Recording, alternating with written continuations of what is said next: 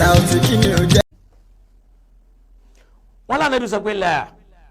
fayusọ́ọ̀fì àhù kó bọ̀wọ́ lọ́wọ́ rẹ̀ awàlá ń ká bọ̀wọ́ kò sínú àṣà Lárúbáwá. àwọn àlẹ́ àṣàrí yún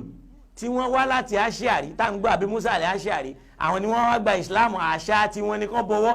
níjọ́ táwọn dé àwọn ń kọrin bọ̀ ní pé gọ̀dán nẹ́lítẹ́kìlá ahibata nàbí yìí náà orin náà kọ́ dọ́dọ̀ àná Muhammad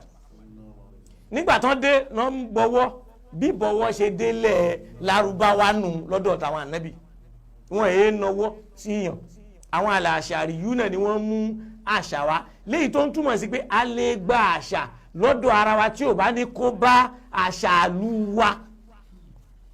kò sí tó burú mbẹ̀. sọ wá ní ìrìn òjíṣẹ́ Ọlọ́run wọn dáná bì ní rárá àfi kẹ́ ẹ bọ̀wọ́ tó bá ní kẹ́ ẹ bọ̀wọ́ ní qala na'am wọn ní kẹ́ ẹ bọ̀wọ́ wọn ní wa hadha al-wajh ojúbọ̀nà yìí o la yuslihu lil istishhad kò ṣe é fi jẹ́rìí káàtì àwọn sọ pé a fẹ́ yọ Sùdúsì yẹn kú a fẹ́ lọ ọmọ Anasi direct ó ní la'anna al-haditha mahfuzun min riwayati Anzola torí pàdísì yẹn náà a sì tún rí nínú ẹgbà wa Anzola yẹn náà qad addahu al-ahimma àwọn àfẹ́ẹ̀sìn wọn kà àfa àyíkú mimman tafarrada bihi pòun nìkan ló dá ọ̀rọ̀ ìgbà wa kò sẹ́lómi tó mọ̀.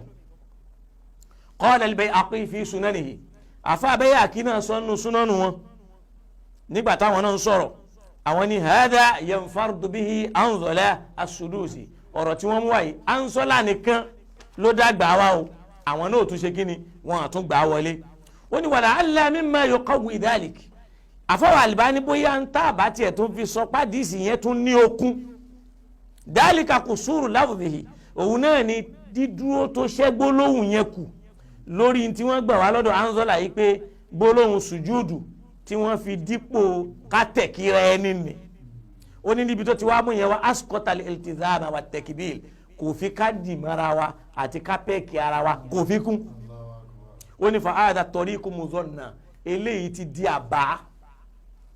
wa zannu la yughni min al-aqli shay'a ìyẹn ti di zannu bẹ́ẹ̀ kẹ́rì ká máa dábàá nínú ìsìláàmù wa yìí naam ó lè tá a bá tún wò ká fi kún ọ̀rọ̀ yẹn lókun náà ni èyí tó mú wá tó lọ fi sùjúùdù tó mú sùjúùdù wá tó fi rọ́pò ibi tó yẹ kó ti mú kátẹ̀kí rẹ ẹni wá wọ́n ní níbẹ̀ nínú asqatal iltizama wa taqbila ó tún lọ yọ kádìrá wa mú kápẹ́ẹ̀kì ara wa ó yọ ọ́ lẹ́m̀bẹ̀ wọ́n á ní fa hadha tariqu muzanna eléyìí ọ̀nà àbálòlò ìrònú ara ẹ̀ ni ó ní wàhùnmù rọ́ọ̀wì fiha ولعل الآن في ذلك على أبي بلال الأشعري قد ضعف الدرقطني أفا الدرقطني أوانا تدو عفه أفا وآكيم أوانا دو عفه نينو رواية ابن ماجه رحمه الله تعالى تابالو كاتيرا يتون كوني كتاب الأدب نينو باب المصافحة نينو حديث 3702 nínú hadith Anas yẹn wọ́n lọ sọ yìí pé kulna ya Rasulallah aṣọ pé ìrẹ òjíṣẹ́ Ọlọ́run ayé ni hani ba'duna li ba'din ìjẹ́ nìkan lè tẹ̀kí ẹnìkan wọn là nẹ́bi nílá kulna ayu aniqu ba'duna ba'dan ìjẹ́ nìkan nù wà lè họ́ọ̀gì ẹnìkan qala la ànẹ́bi ní rárá walakin tasafa'u èyí tí kẹ́ ẹ máa ṣe ni pé ẹ máa bọ̀wọ̀ lọ́wọ́ ara yín eléyìí wọn ni as-Sana'ul Albani àfàwọ̀ Albani sọ pé àdìsí yẹn dá dúnà fakaratil ma'anaka láì ní ká họ́ọ̀gì nú tabalọ́ka aṣọ ìhà nínú page 160 wal-Mishkat tabaka hadith 4680 àmọ́ kí mọ́mọ́ Albani tó kú ni wọ́n padà lórí ọ̀rọ̀ yìí ọ̀rọ̀ yẹn ò rí bẹ́ẹ̀ mọ́ bí irú béèrè kan tẹ́ béèrè lọ́wọ́ mi lọ́sàn yìí pé wọ́n lẹ́nìkan sọ yìí pé Sheikh Adama náà sọ yìí pé kòrò àdìsù láàfin yẹn ju alukur'an ní tìtorí pé in táwọn àfà tí wọ́n níjọ́ wọn àná mélòó ni kùránì tá àrànjúmọ́ kùránì lẹ́ni adẹni tó rànjúmọ́ alukùránì làwọn ń rí àfọwọ́ Albani wọ́n padà lórí ọ̀rọ̀ àfọwọ́ Ibn Taymiyyah àwọn náà padà lórí ọ̀rọ̀ ẹ wá wọlé Albani àsánà rẹ̀ kó tó kú ó tún sọ pé rárá òun ṣe mistake ni òun ò wó dáadáa ẹ jẹ́ ká tẹ̀síwájú wọ́n ní qad raja'a Sheikh al-Albani rahimahullah an tashihi lafzi an-na'i Imam Albani padà ṣẹ́rí padà kúrò níbi sísọ yìí pé àdìsí yìí àdìsí tó dáa ni tàbí ó lálàáfíà. ẹ jẹ́ ká lọ wo ọ̀rọ̀ wọn. afọwọ́ Albani wọ́n sọ fún wa fi sọ ìhà nínú àsọ ìhà kan yẹn náà nínú volume 6 page 146 àfààní lamma jahaztul mujallada nígbà tí mo padà wá ń ṣe àyẹ̀wò sí ìwé mujalladu ẹlẹ́ẹ̀kẹfà yìí li i'adati tab'ihi láti tún ìwé yẹn tẹ̀ àfààní wa a'adtu an-nazara fil hadithi mo wá wo àdìsù yẹn dáadáa mo wòye sí oni tabayyana li anna jumlata al-iltizama olùṣẹ̀ṣẹ̀ wá hàn sí mi pé gbólóhùn al-iltizamu tí wọ́n fi kún ni laysa laha dhikrun fil mutaba'ati gbogbo bí tá a lè wò ká sọ pé a fi tẹ̀lé ọ̀rọ̀ yẹn tàbí ká fi ṣẹ̀rí pẹ̀lú ẹ̀ a rí i pé kò sí ní tó jọ bẹ́ẹ̀. ó ní allati kuntu qawwaytul hadith tó jásí gbọ́nà tèmi máa ń wò tí mo fi máa ń fún àdìsù lágbára pé ó dá mo wá rí i pé kò sí lára ẹ̀. ó ní kama sayura fi tab'atil jadida gẹ́gẹ́ báwọn èèyàn ó ṣe padà rí nínú òǹtẹ̀ tuntun táwọn ṣẹ̀ṣẹ̀ tẹ̀ minal mujallad insha allah pẹ̀lú ìfẹ́ ọlọ́run àdìsù yìí náà ni bàbá yìí náà mú wá láì ní fọ̀rọ̀gùn aṣáìdù thani ẹ̀rí ẹlẹ́ẹ̀kejì tí wọ́n bá tún fi ran àdìsù yìí lọ́wọ́ òun náà ni rawahu ibn Idiyyi an tariki Kathir ibn Abdullah àwọn náà tún wá pẹ̀lú àdìsì látọ̀dọ̀ eléyìí Abu Hashim àwọn náà tún wá al-Basri al-Abali al-Basri gbàtàfà Bukhari fẹ́ dáhùn lórí ẹ̀ wọ́n ní munkarul hadith tabalẹ̀ ní nǹkan munkar ń ta kórìíra ni munkarul hadith hadha ma qala al-imamu al-Bukhari rahimahullahu ta'ala wa qala Abu Hatam sọ fún wa pé munkarul hadith hadisi táwọn afa takò ni pé kò sí ní tó jọ bẹ́ẹ̀ da'iful hadithi jiddan da'iful hadithi jiddan wọ́n tún fi jiddan sí kẹ́lẹ́ mọ̀ pé kò tiẹ̀ lẹ́sẹ̀ ńlẹ̀ rárá ó ní sábà al-maturuki ó tún wá jọ al-maturuk ọ̀rọ̀ tó sọnù tẹ́nìkan wá lọ mú bì kan ó ní bí annahu Ziyad ibn Maymun torí pé ìpè nìyẹn babatu Ziyad ibn Maymun ẹnìkan bẹ tí wọ́n ń pè ní babatu Ziyad ọmọ Maymun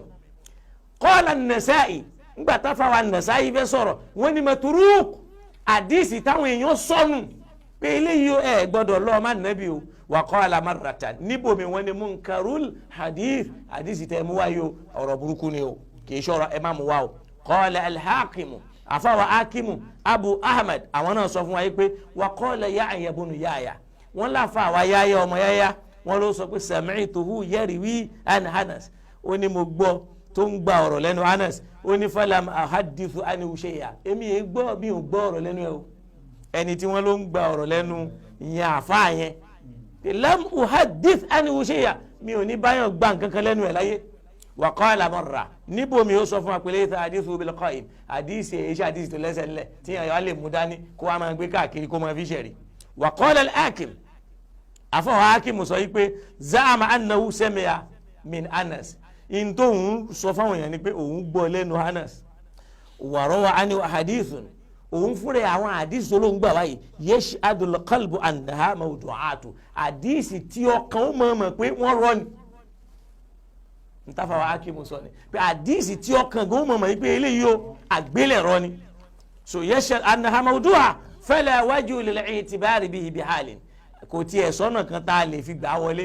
qala al-imam adh-Dhahabi gbogbo àwọn àfa aládìsí tí wọ́n sọ pé àjàráwù wà àdìsí làǹkà àfọwọ́ adábì òun sọ pé wọ́n máa hárọ̀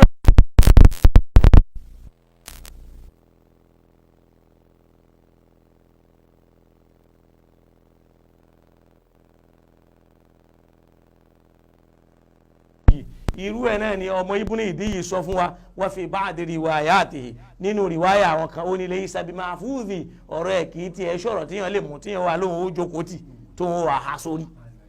wọ́n ní amma tariqu ath-thalitha ojúpọ̀nà ẹlẹ́ẹ̀kẹta